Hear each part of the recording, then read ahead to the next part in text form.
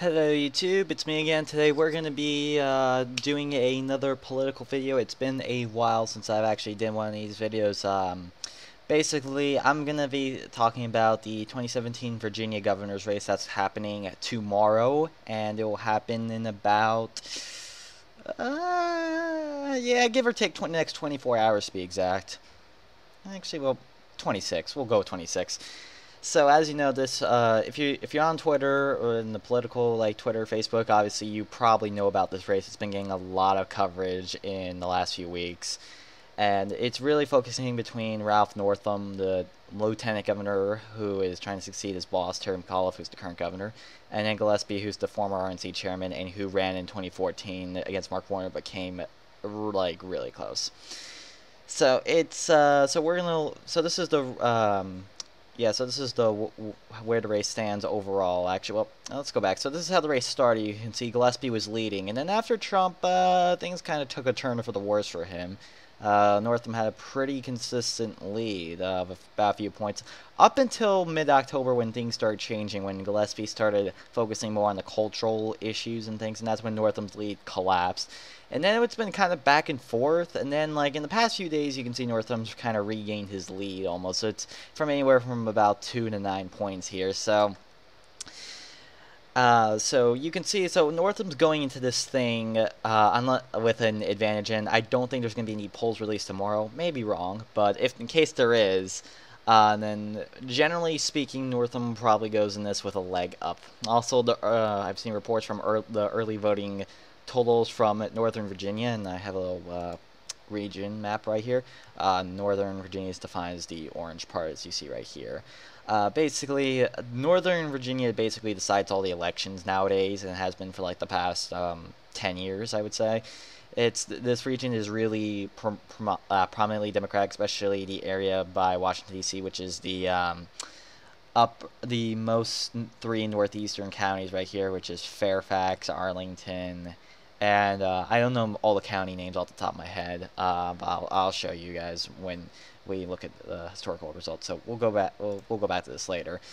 So, not to mention, history is on Northam's side, because with every Virginia governor election, and keep in mind these guys are term limited to one term for 4 years. I don't know why it's like that, but typically whoever's the governor is a member of the opposite party of the president. So for example, 4 years ago, the governor of Virginia by this time was Bob McDonnell, who was a Republican, and this was during President Obama's tenure, he's a Democrat. Now, up until that point, for like the last something like 50, 60 years, it's always been like that. So, for example, when George Bush was president, he had 2 Democrat governors to deal with. When Bill Clinton was president, he had 2 Republican deals with, so on and so forth. But in 2013, that changed because Republicans nominated a relatively flawed candidate in Ken Cuccinelli, and if I can pull up the right result, yeah. So this happened. So that trend broke 4 years ago, and Terry McAuliffe, the Democrat, won. He beat Ken Cuccinelli, who was the Attorney General at the time, and McAuliffe was a businessman, former DNC chairman, kind of like Gillespie. Think of like that, but just the Democratic version of him. And not to mention, since Donald Trump also defied all political traditions to win, basically everything we know at this point is kind of out the window. So we really got to ask ourselves, so where's this race heading? Well, if I can find the right tab. No. Yeah, okay, so this is how the race has been overall in a Real Clear Politics average. So you can see overall it's been narrowing for Northam, but in the recent days it's kind of picked up. And in some of these surveys, say for example Quinnipiac, which has been an outlier so far, and Fox News, Christopher Newport University, all those polls had Northam up big, but as the race has gone on, it's narrowed. And sure, you see that typically with local and state races, but the trends are favoring Gillespie. And even though Donald Trump may not be as popular in Virginia, and actually his approval rating there is abysmal, it's like in the mid-high 30s, depending on which poll you want to go by. So you would think that Trump would be an anchor for Gillespie, but if that was the case, then Northam would be up by 13 points instead of 3 points. So again, so maybe Donald Trump is not an anchor to Republican candidates as most may think. I mean, we saw in the House special elections that, granted, sure, they were close, but in the end, the Republicans still won. So is Donald Trump really an anchor? Well, I guess this will probably, well, the question will probably still be asked until up until 2018, but this will probably give some more foresight into that question if Donald Trump is an anchor on those candidates. And if you look at the surveys too, if you look into closely, most of the Virginia voters say that Donald Trump is not really a factor. But obviously, I imagine to those who is a factor, they will probably be more likely to vote for Northam. Though obviously Trump supporters are there also, so that could maybe be a boon to Gillespie. Alright, so now it's time to see how elections in Virginia have shaped up to be over the last few years. So we'll start with 4 years ago in the Virginia's governor race. First, some context of this. Keep in mind, Bob McDonnell won in 2009 by like 18 points, and he did that in part by actually winning in these areas that you see here. Actually, I don't know if he won Fairfax County or not, but I think he did pretty well there anyways. And he won in like some of these blue areas that you see now. So yeah, so Cuccinelli ended up making this a closer than expected race. He was actually predicted to lose by a lot, but he actually closed in the final days, and he only lost by, doing the math here, like 56,000 votes, and so that's about 3 points, give or take. So you can see, and here in Northern Virginia, where this is where McAuliffe in the end won because he did so well here. So you see Loudoun County, which is a key county, but I mean it's not going to completely swing the election. He kept it close there. Prince William County, that's kind of a little bit more liberal-leaning county. You can see in Manassas City here, he won by double digits. This is usually what kills Republicans, this area. Up in Northern Virginia, Fairfax County, where you can see he got swamped. It gets even worse for Cuccinelli at Alexandria. And then, Arlington right there. Usually these three, four, 5 counties usually end up screwing Republicans the most. And then another key area here is around Richmond, and these are the suburban counties right here, like Chesterfield. Again, I'm not entirely familiar with all of Virginia's county layouts or anything, so please forgive me if I'm wrong. But another key point also here is Virginia Beach is another swing area. Hampton Roads area is like right about here around Norfolk.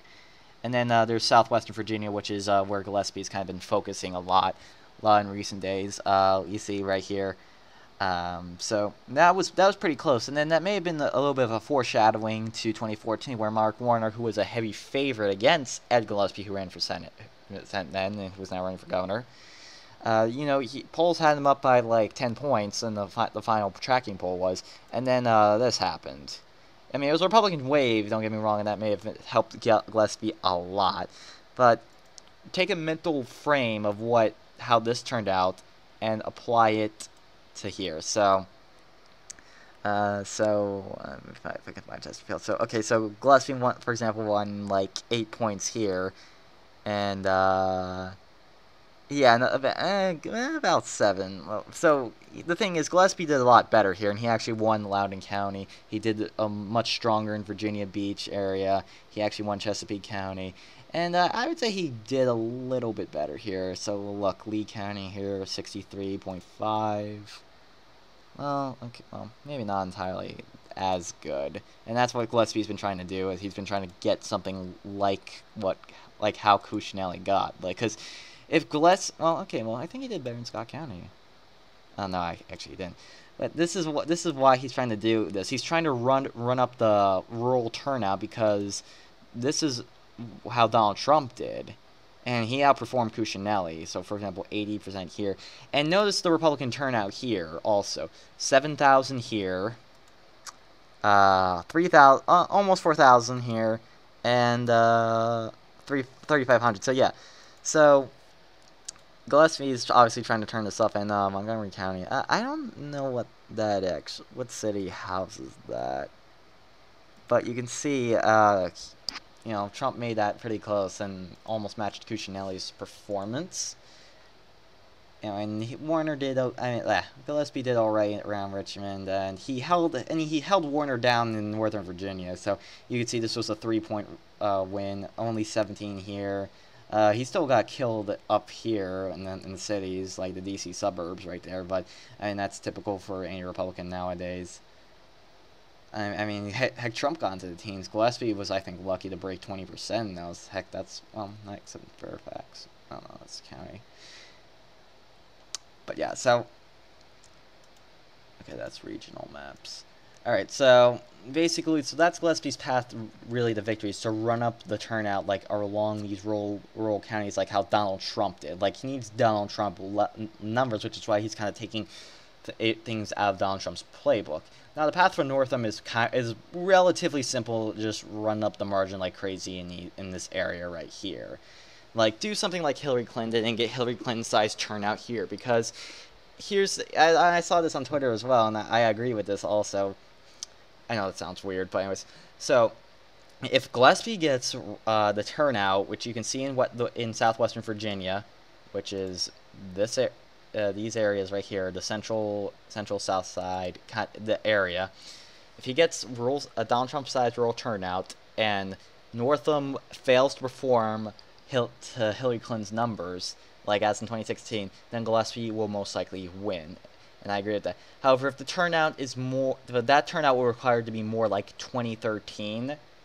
If it's more like 2016, if Northam can get the numbers he needs here and does decent around here and around Richmond, then most likely Northam will be the next governor. So, and how do I think this race is going to turn out? I really don't know. If you asked me a couple days ago, I would have said Gillespie, but since the polls have now kind of turned against him and now to Northam, that kind of killed his momentum. So I'm more likely to say Northam wins this race than Gillespie, but Gillespie win is still not out of the question because margin of error results. Here's all the polls. Because historically, the polls, in the past few cycles, polling has really underestimated Republican strength in Virginia.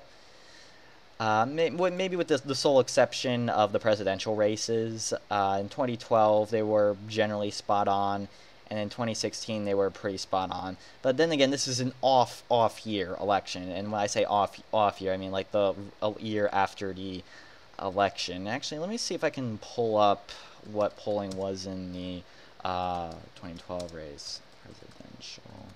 I'm probably misspelling something, but as long as we get what we need. Okay, here we go. So, generally, Fox News, got it wrong. Generally, these polls, like public policy polling and these polls right here, they generally got it right. Granted, the average was off by a significant margin. Obama still won Virginia, and the closest one to that was public policy polling, which unfortunately did not do any polls. Washington Post, Washington Post was pretty spot on as well. I don't know if they've done anything. I know they did a recent poll. Well, yeah, 49-44 is their last poll that I can see. So again, but it's like in presidential races, it's like they've been right, but for off-year elections, they've been pretty bad because look, everyone said except for like Emerson College. In a couple other these polls like Hampton and Emerson, they got it pretty much dead on, but everyone else missed it. Same for Virginia, every pollster missed it, and there's like only one poll that captured a late surge, and I can pull that one up. So I think, Gillespie win again is not out of question, but again, I think Warner's more likely to win than not. Well, okay, Vox Populi got it like a 4-point raise, but that was more of an outlier in terms of all these. Yeah, so you can see it was double-digit Democratic lead the entire cycle, and then Gillespie comes back and like almost wins. So if we go by history, what history tells us is that Gillespie is going to do a lot better than what he's saying, what's showing right here. And actually, the average has Donald Trump's performance right there. So, and most of these numbers have been above what Donald Trump has gotten. So, it's possible Gillespie wins tomorrow, and it's possible Northam wins, obviously. So, in terms of odds, I would say 60% Northam, 40% Gillespie at this stage. It's not quite 2 to 1 because, like, I mean, but it's more closer. And unless if there's like a last-minute poll or something that shows, I don't know, Gillespie up like 20 points or something, then that's probably not going to change. But I do think Northam is more likely to win than not. But if Gillespie wins, just don't be surprised. And personally, I am rooting for Gillespie in the Republican ticket. Hope they pull it out. But if they don't pull it out, then obviously, it's Virginia. It is what it is. It's a state that Northam should have won and Democrats had taken for granted like a lot this race, but up until like the last 2 weeks when they started kind of coming at it hard, and on their credit, it seems to have worked. Yeah, sorry, I don't Bandicam cut off. I don't have the full version, as you can see. But anyways, yeah, Democrats have been smart to to try to focus on this race now and try to get out the early vote, and it's worked. It's like it spiked in Northern Virginia, but we have to ask ourselves this question, all of us: are the people voting people who have already voted on election day, or is this part of a broader Democratic surge? Again, we're not going to know this until tomorrow.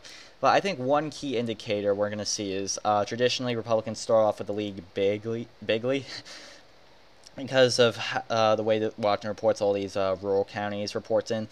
If it's like above Donald Trump numbers, like say for example 60% above, like in terms of like the early reporting, like if Gillespie gets those kind of numbers, then I think he will probably win.